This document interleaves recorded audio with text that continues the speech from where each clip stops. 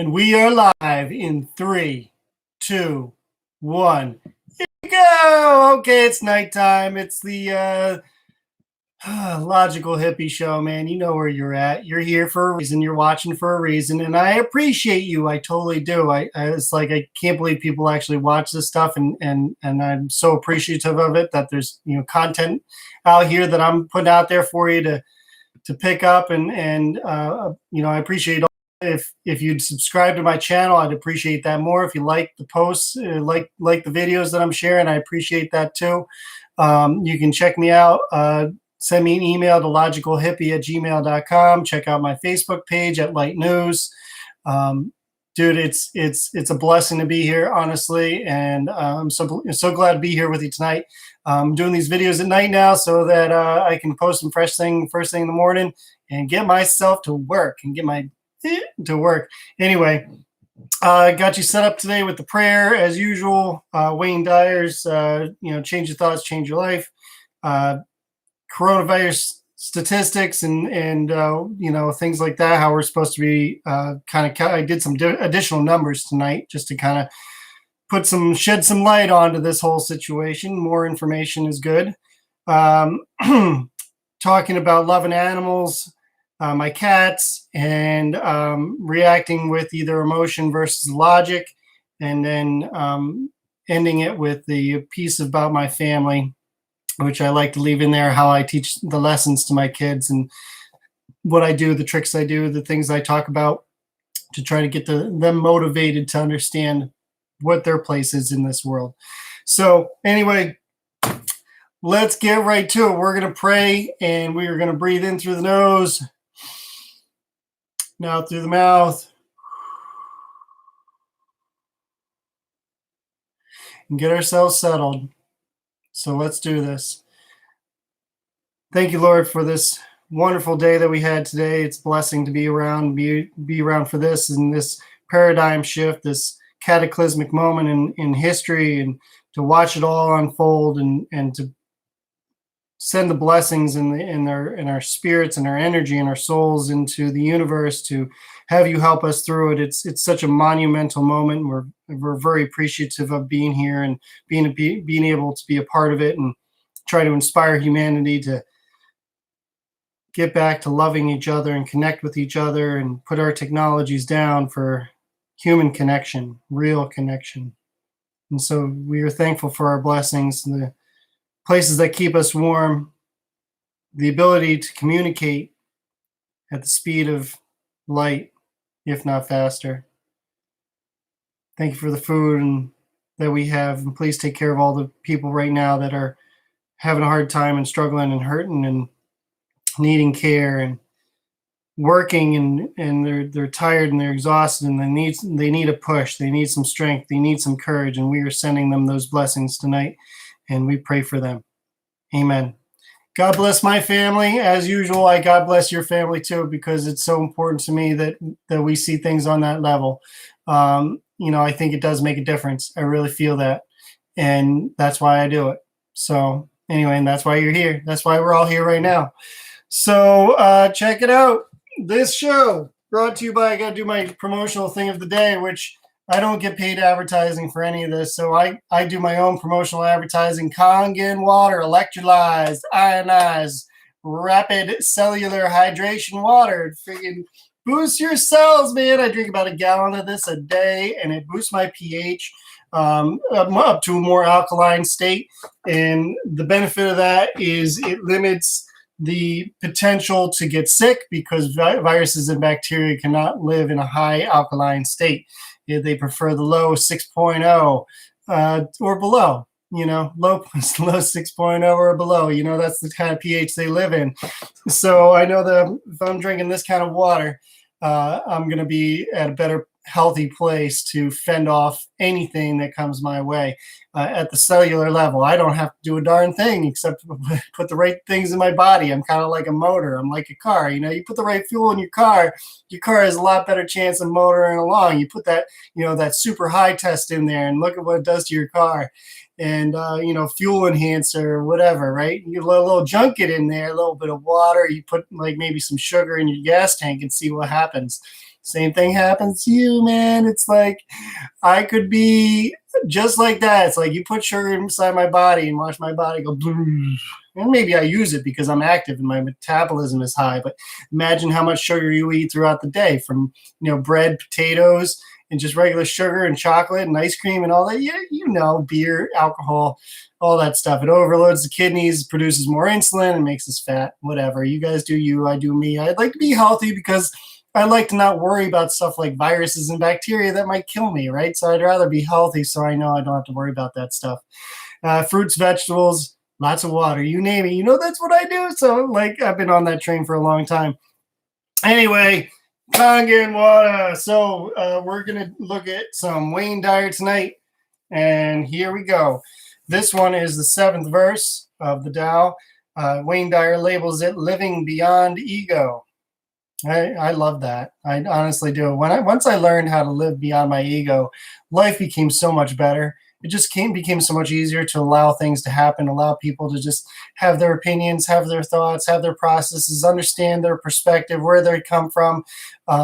Just letting go of what I held so close to me as to what I felt was right. And, I still have those opinions. I didn't let those opinions go, but I allowed others to have their say too, which is why I like to have open dialogues. That's why I invite you all the time to, say something. If you got something to say it. If you want to talk, I'll talk. It doesn't matter what it's about. We can talk about anything. We talk about relationships. We could talk about marriage. We could talk about divorce, which I've been through. We talk about the ocean. We could talk about sunsets. We can talk about pictures, sports, you name it. I could talk about it. Like, we all got things that we love to talk about. And I just want to be there for people so that people can vent themselves, because we're stuck inside watching social media and phones and going to nature and, whatever. It's kind of funny. I was thinking, I'm really kind of inspired by all these people going on hikes and exercise and all that stuff. I was like, I'm so inspired by that, I decided I'd buy myself a second bag of chips. So anyway, check it out, Might as well pull up a lawn chair and check you guys out running on your friggin' hikes and walks and stuff. I'll just pull up my phone, watch you guys do your thing, and I'll just, that's my exercise.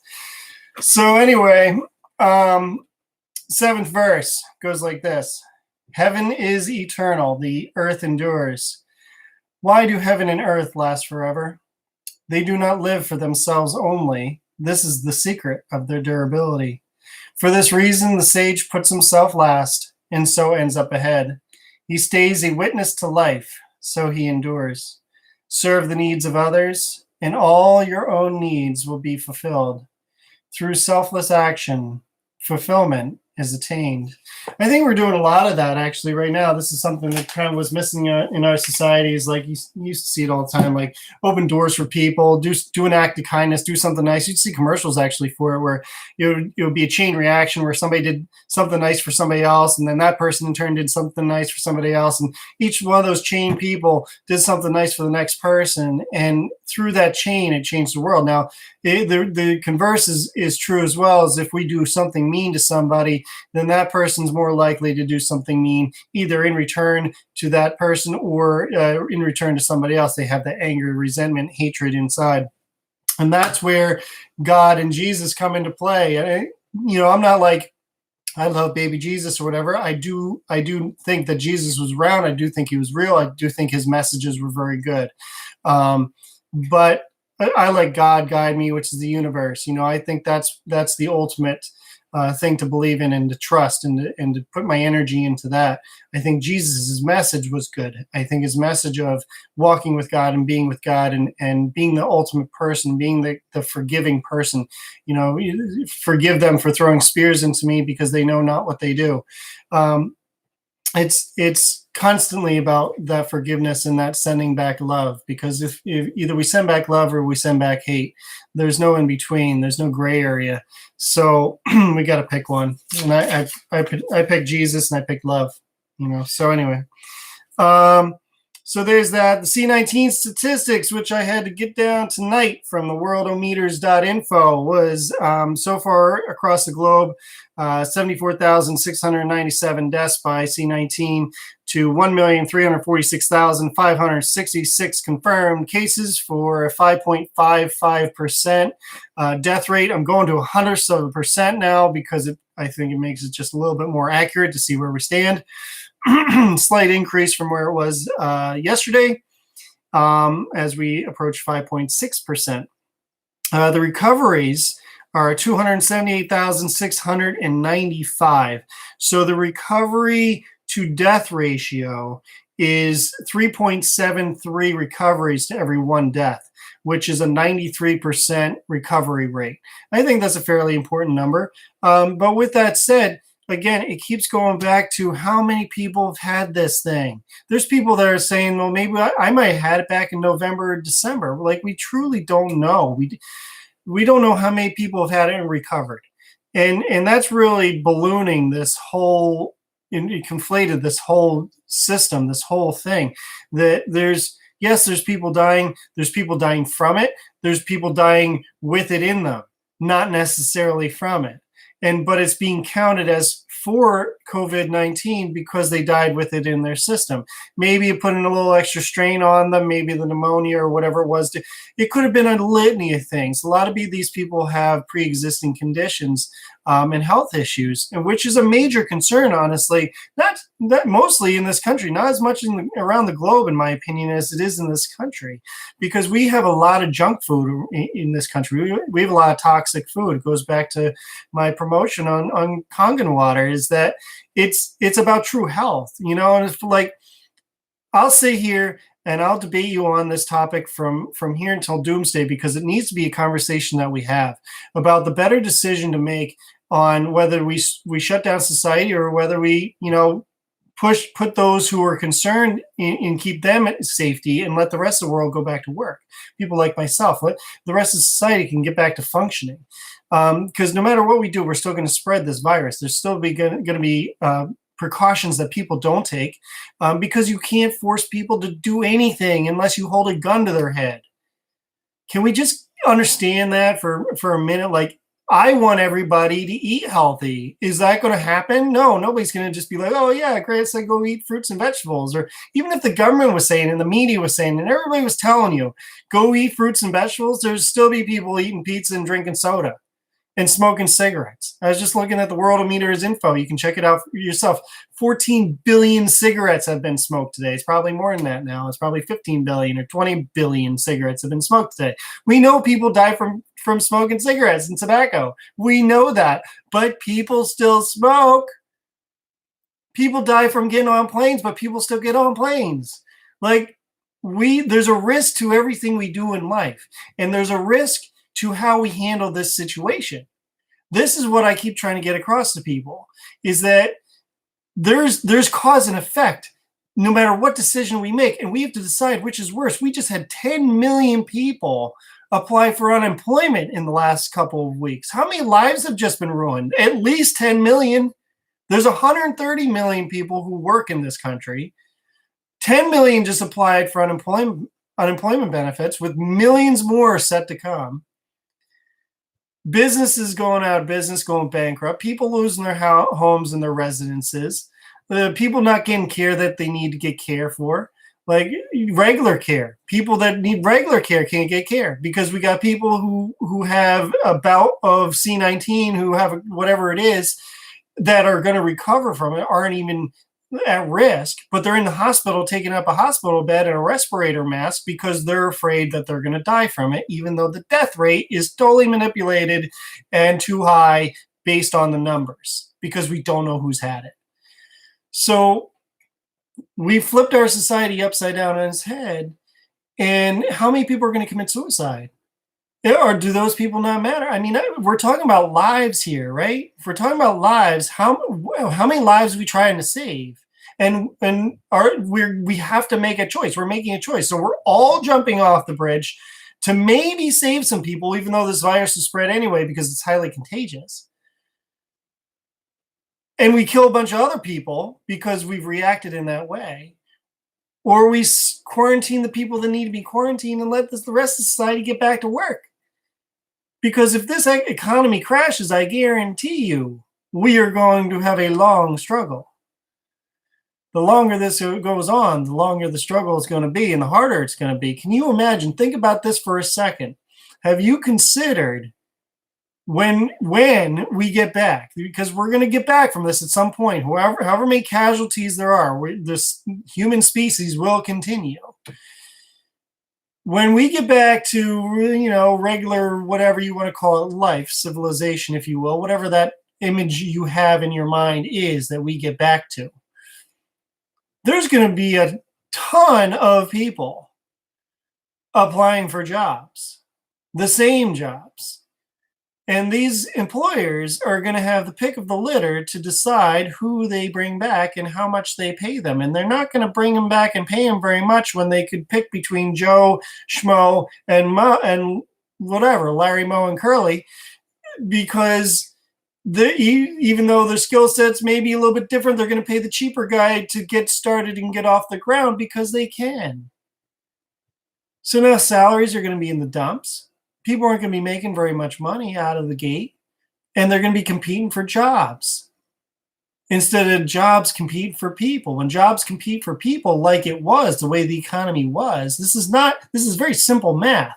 When there's more jobs than people, the jobs pay more to get the right people.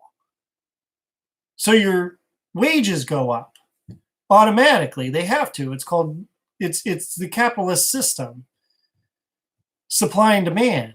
When there's more people than jobs, then you just have minimum wage or less.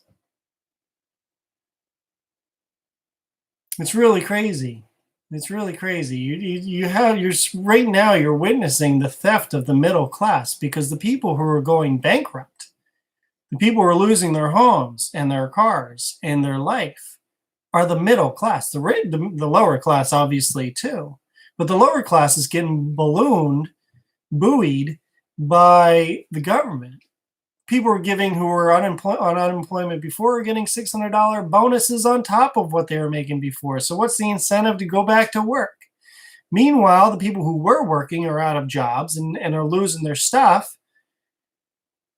And it's all being basically taken from them in bankruptcy and debt.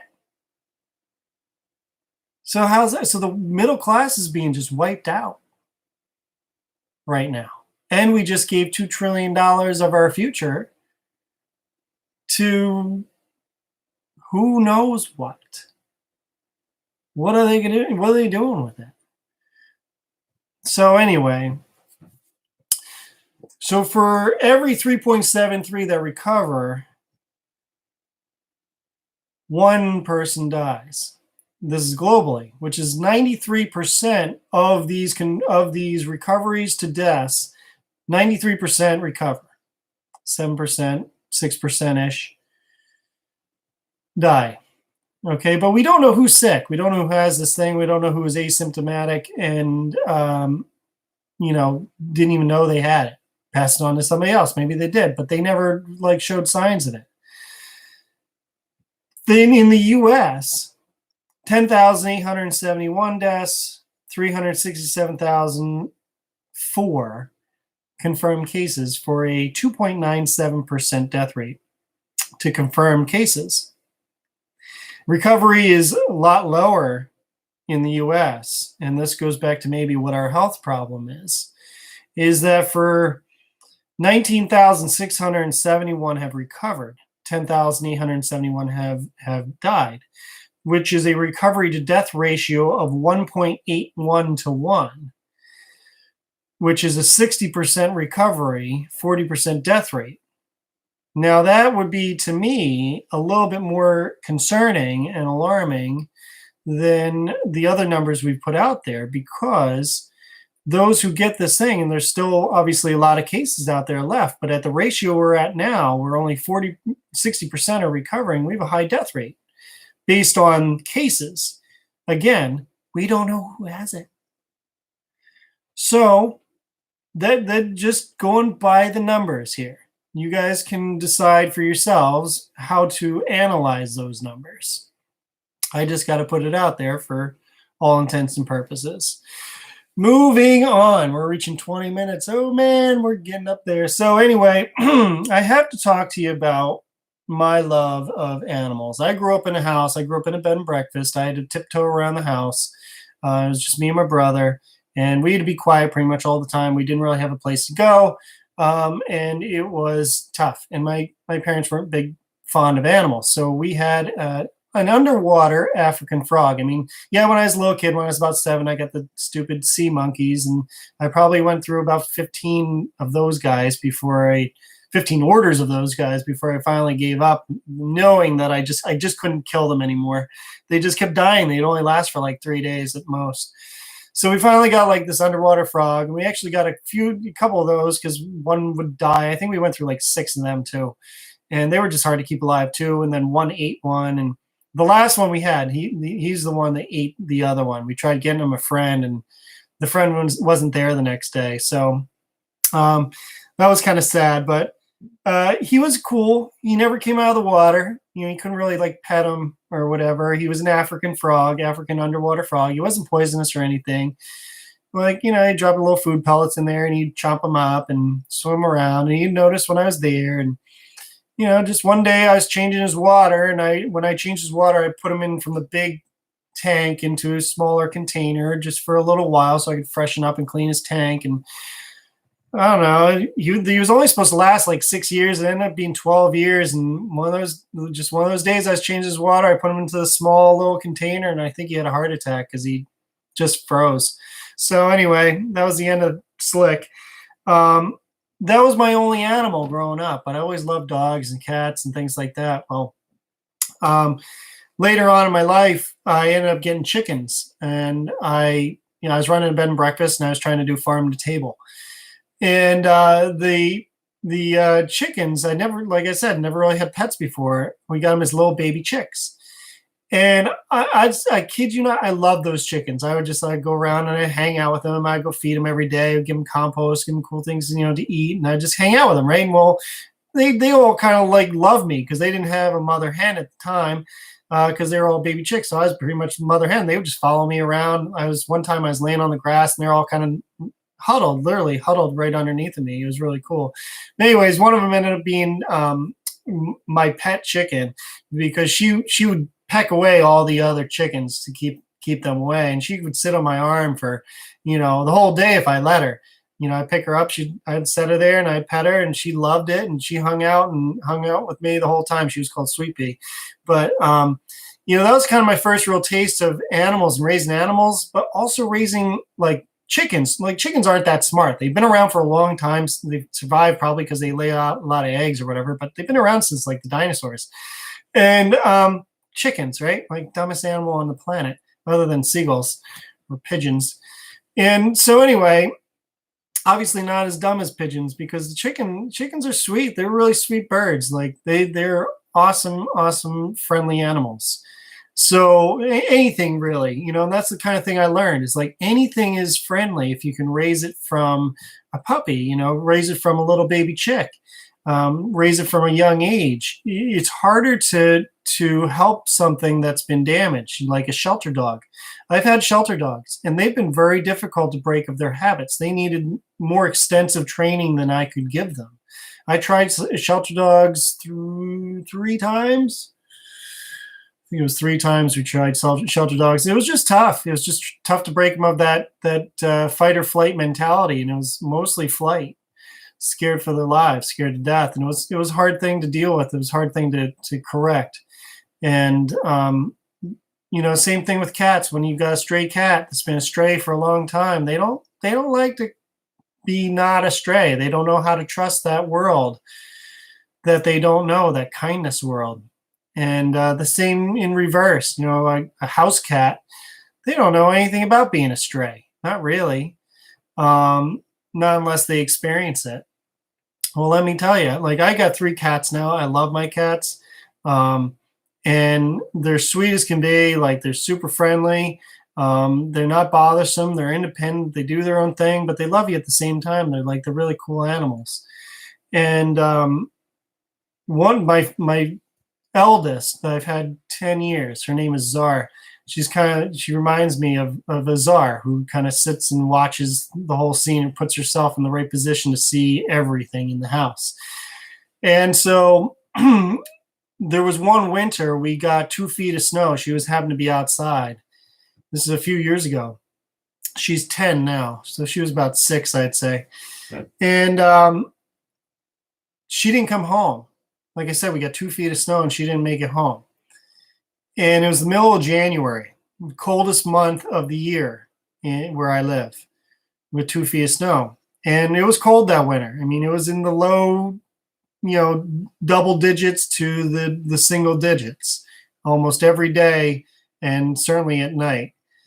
And I thought she was gone. And a month went by and she wasn't back. And we tried everywhere. We asked the shelters, we talked to neighbors, we put her on Facebook, like we were looking for her all this time. And finally, a month later, she shows up. She shows up at one of the people literally right down the road from us, about a mile from where I live. Ended up with this cat, Czar. And she had been eating out of the dumpster down at the store a mile away. And she was skinny as could be. But she was still okay. No scars on her. She wasn't damaged. She was just thin. And we brought her home. It was great. I was so happy to see her. And she didn't go outside again. She didn't even go near the door for a year. And finally, a year later, when she decided to go outside, it took a lot of courage for her. And she went out and she sat on the stairs, and that's as far as she went. She didn't go further than the stairs. It was almost like, yeah, I know what's out there, and I don't like what's out there. I saw what's out there, and it's bad out there. And so ever since that time, I realized how hardy animals are. Like how willful they are. Like if an animal wants to survive, they will make it. Cats are innate. Animals are innate in nature. Like we are innate in nature. Like there's the fight or flight. You either fight and survive or you don't.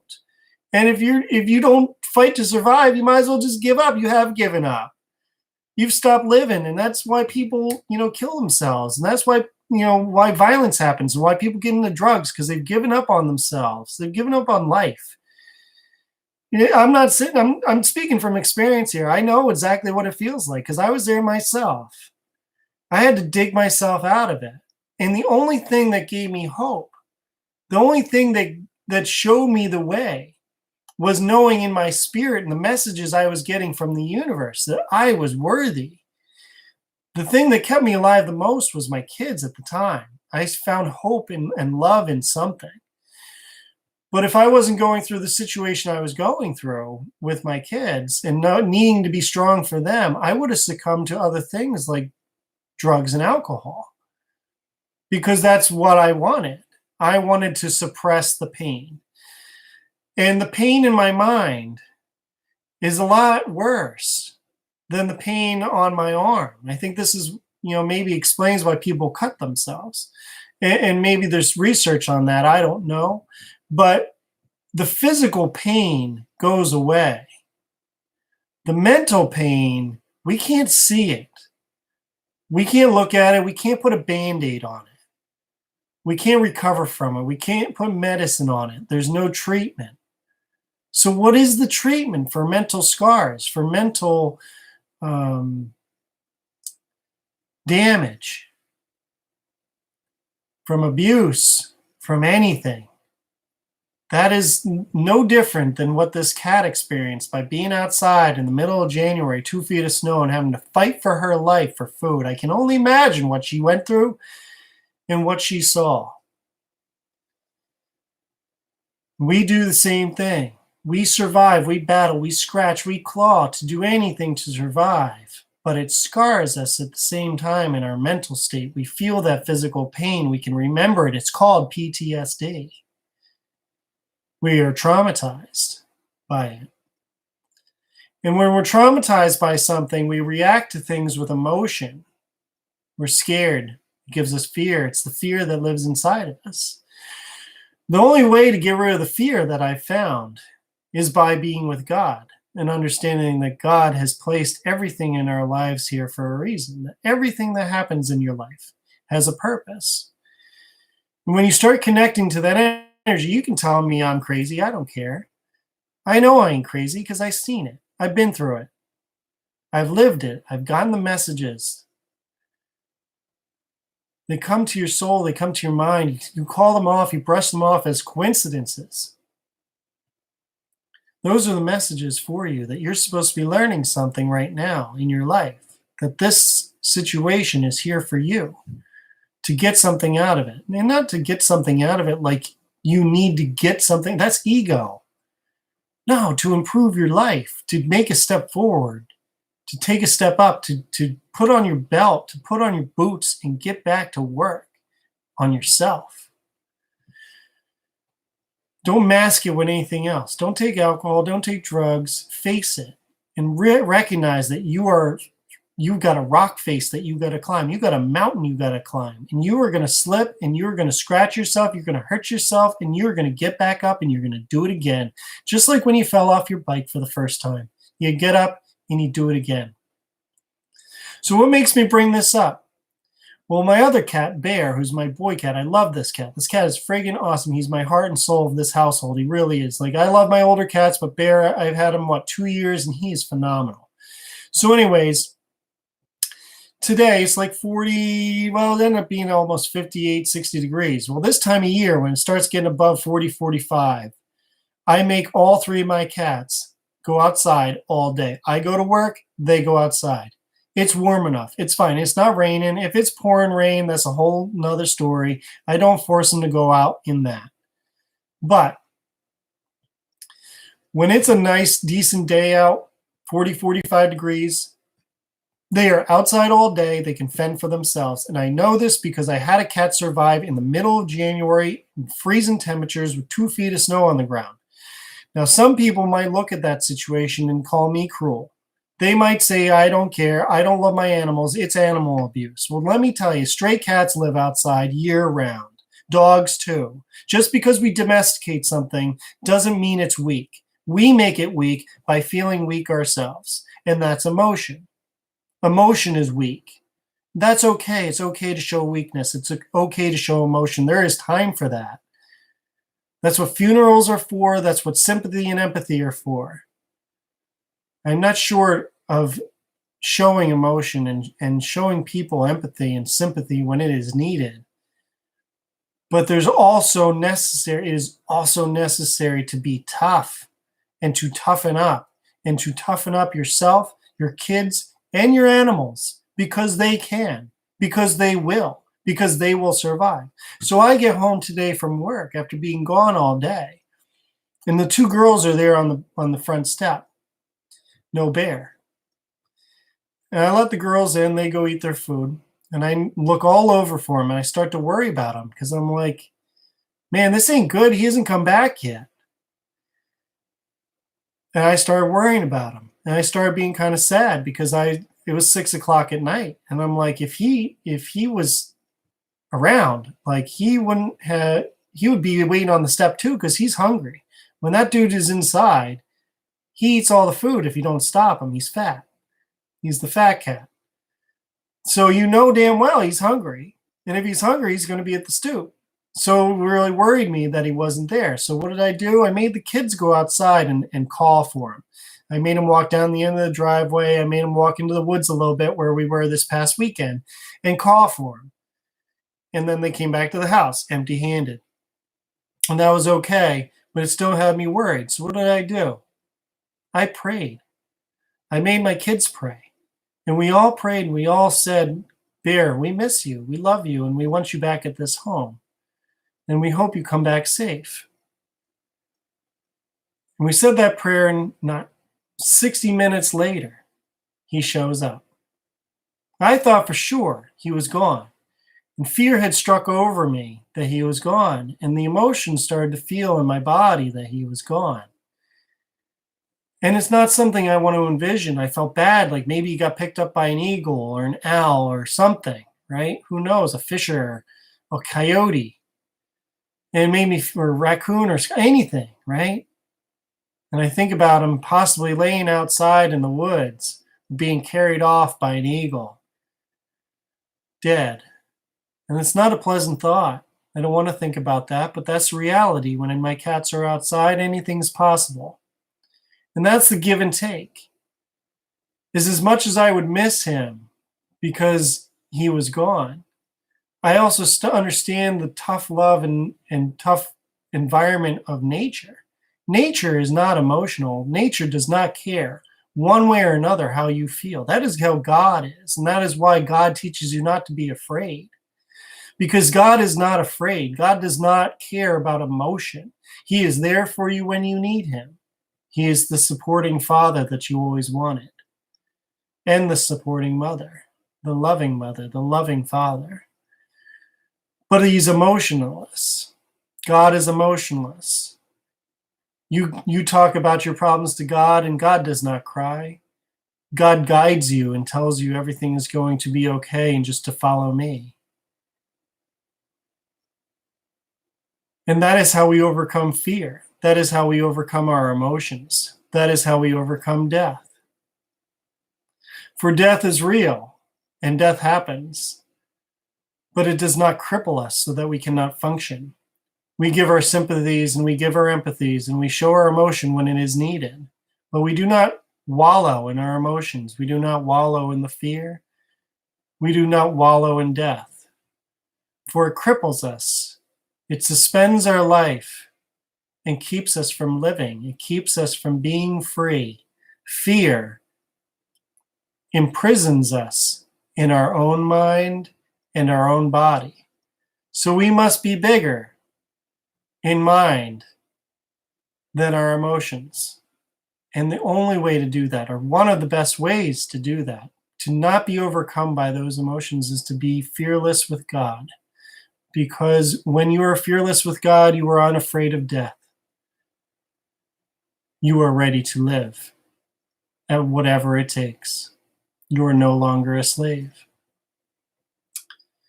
So that is why you give tough love to your animals and to your children and to yourself, because you know that tough times exist and they will come, and you will have to overcome them, and being emotional about it will not solve the problem. You have to step up. You have to put your big boy boots on and go to work on yourself.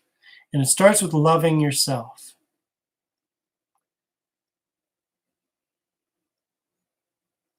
Just reading my notes to make sure I'm on path, because it leads right into me talking about Gabriel and his need to love himself. He loses confidence in himself immediately, whether it's with his schoolwork or playing sports or playing a game. He gives up on himself very easily. He struggles right now. He's struggling right now. He's in 4th grade. He's struggling to read. It's hard for him, and it's not fun to struggle. No one likes struggling. I mean, you can ask that yourself. Do you like to struggle? No, I don't like to struggle. So why do you struggle? Because you're not familiar with what you're doing. Because you don't know what you're doing. Try go drive, like on no experience. Go ahead and drive a ferry boat and try to land it. You're going to be a wreck. The boat's going to be a wreck because you're a wreck. Because you've never done it before. Now do it 5 times. Are you better? Yeah, but you're still going to be an emotional wreck because it's hard, because you're not perfect at it. And you still need to learn, and you're still what? You're afraid. You're afraid of crashing the boat. In order to not be afraid of crashing the boat, you have to believe in yourself. You have to have confidence. And the only way to have confidence is to practice, practice, practice. Yes, Allen Iverson, we talk about practice, because practice is what makes you better. It's what makes you confident in yourself. I used to referee basketball, I can remember my very first game. I can remember games that I was sweating before the tip-off, reffing in tournament games. I was sweating before the game started. I was nervous. I was afraid of making a mistake. I was afraid of making the wrong call. I was afraid of ruining the game. I was afraid. When I became more confident in myself and confident that I knew what I was doing and confident because I knew the rules, because I studied, I learned, I educated myself. I gave myself no excuse to be afraid because I did everything the way I was supposed to. And did I still make mistakes? Yes, I did. I can remember plays that I still made mistakes on, and that's okay because we all make mistakes and none of us are perfect. But we get back up, we forget the play that we just screwed up, and we move on to the next play so that we don't screw up that one. Because if we're stuck in the last one, we screw up the next one. And if we're stuck on the future one, we screw up the present one. Same goes for everything you do, same goes for life. Work on yourself, gain confidence in yourself, practice, practice, practice, study, prepare. That is how you have confidence in yourself. That's how you drive the boat. That's what makes you the captain. And you're the captain of yourself. You decide to be free or to be a slave, a sheep or a sheepdog. That's up to you. And you can gain that and you can be more strong with it when you are with God. You guys have an awesome evening. That's the end of this one. I gotta go. It is nighttime. I gotta get to bed, man. It's like friggin' late. I don't know what time it is. It's late enough. Well, 11:30. So you guys have an awesome day. It's gonna be Tuesday. I hope you guys have the awesomest day. Like, pray for yourselves. Give yourself strength. Give yourself courage. Tell yourselves constantly. This is what I told Gabriel tonight. I said, repeat after me. I am good. I am blessed. I am a good person. I am a wonderful brother. I am a great son. I love myself. I am enough. Repeat those words over and over and over again, and you will believe them. Repeat words of negativity and how you're not good enough and how you're down on yourself and how you're negative and you can't do this and you can't do that, and you will do that too. It is all what you think. This thing is an amazing thing on what we think.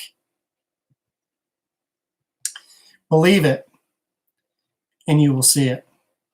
Namaste.